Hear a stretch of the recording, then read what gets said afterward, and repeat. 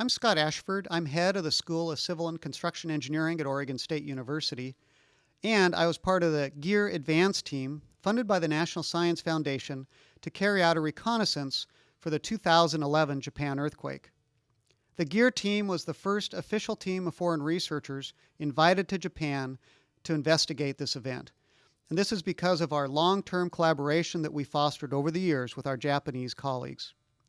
I just want to stress that what you're about to see in this video cannot be reproduced in the laboratory, and that the gathering of this type of perishable data rapidly following an earthquake is critical to our ability to design real structures and to predict their performance in the next earthquake. This first set of films that we see here is from a water treatment facility outside of Kamizu, Japan. This water treatment facility normally provides water for about 20,000 people, and it was put out of commission as a result of the earthquake. Here we see some utility tunnels underneath that treatment facility. The sections of the tunnels came apart as a result of liquefaction, letting water and sand flow into the tunnels. They're having to physically remove that sand by shoveling it out. In addition to that, the offset between the different sections of tunnels led to breaking of the pipelines and electrical facilities inside these tunnels. This is some film around the water treatment facility, and you can see that as a result of liquefaction, the ground settled on the order of a meter to a meter and a half. And this movement is what caused these sections of the utility tunnels to displace relative to each other, leading to their flooding and all the sand going inside the tunnel.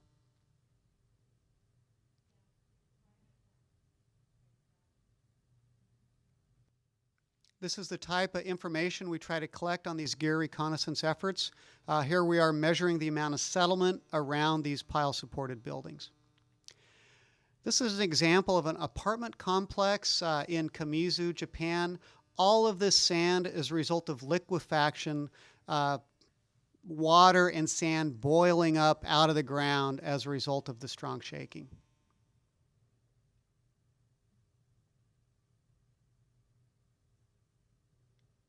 The amount of sand that we saw from this liquefaction is really, it's just incredible and had a tremendous impact on these people in this apartment complex.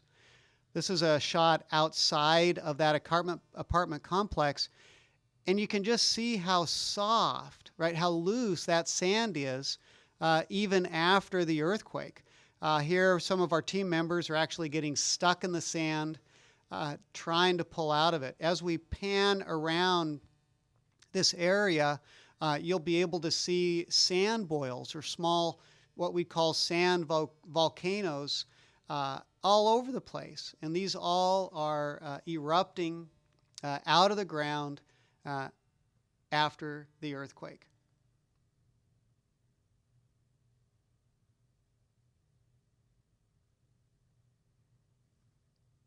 This is just an example again of how loose that sand is that has been liquefied, and it really gives you a good idea how easy it is for some of these buildings to settle a great deal that are founded on this type of material. Here's an example of a house in that same neighborhood that settled as a result of the liquefaction. You can see sand boils coming up all over this area, leading to settlement of these houses, as well as apartment complexes and the utility poles. This is the port area of Kashima, Japan. So now in this area, the port was hit by liquefaction. You can see evidence of the sand boils all over the asphalt, and then it was hit by a tsunami.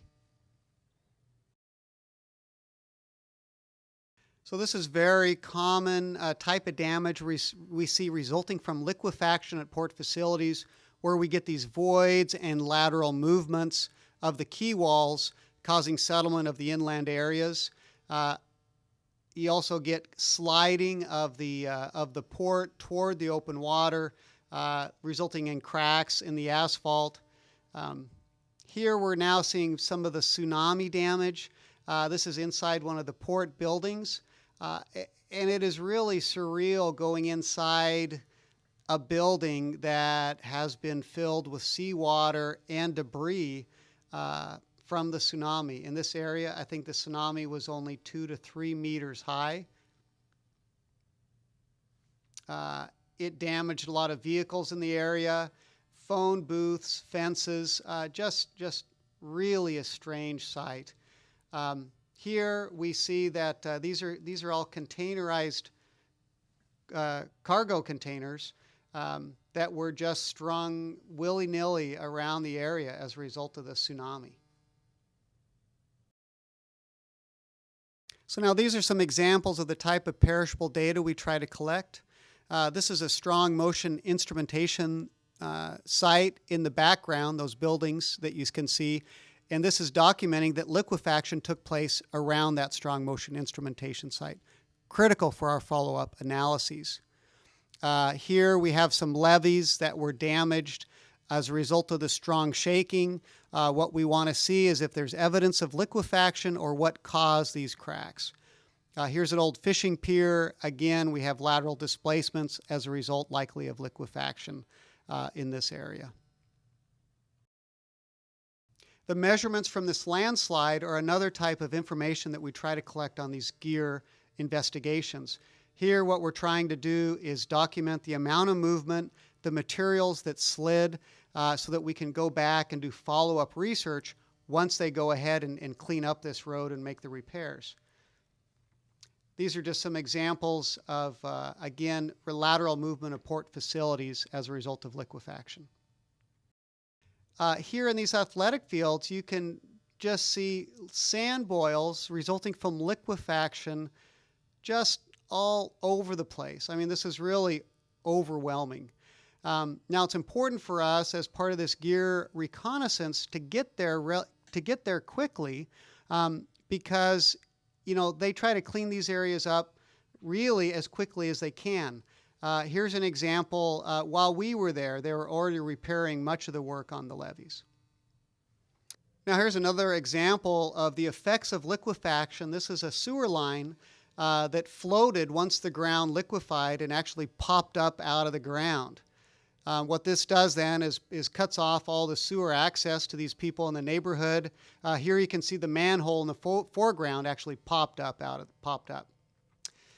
There are windmills in the area, wind turbines, and if you look in the distance, you can see that they appear to be tilted. We took a closer look. You can see evidence of sand boils around these foundations. This wind turbine appeared to be fine, but the one in the distance is actually tilting a couple of degrees. What happened is the ground liquefied, the foundation lost lateral support, and it ended up moving over as a result of the earthquake. These are more examples of the effects of liquefaction. Here you can see a park filled with sand boils from liquefaction. Now, the liquefaction here in this park caused a lateral spread. You can see the offset of the ground in this picture, and that led ultimately to movement of this quay wall along this river.